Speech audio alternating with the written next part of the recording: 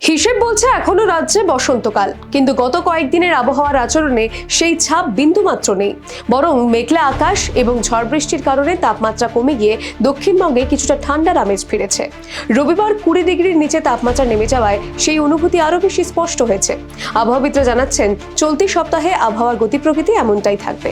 বিশেষজ্ঞদের মতে সোমবারও কলকাতা সহ দক্ষিণবঙ্গের একাধিক জেলায় বৃষ্টি হতে পারে। দুপুরের পর স্থানীয়ভাবে কালবৈশাখীর সম্ভাবনাও রয়েছে।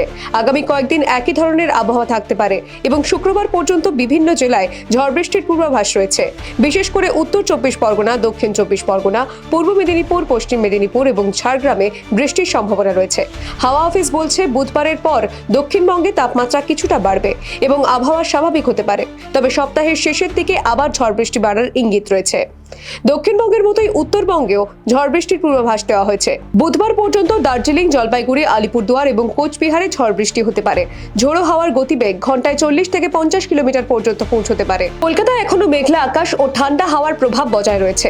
রবিবার শহরের সর্বোচ্চ তাপমাত্রা স্বাভাবিকের নিচে ছিল এবং সোমবার সকালেও একই প্রবণতা দেখা গিয়েছে। আগামী কয়েকদিন আকাশ একইভাবে মেঘলা থাকবে এবং হালকা ঝড় বৃষ্টি হওয়ারও সম্ভাবনা রয়েছে। Bureau report, the wall news.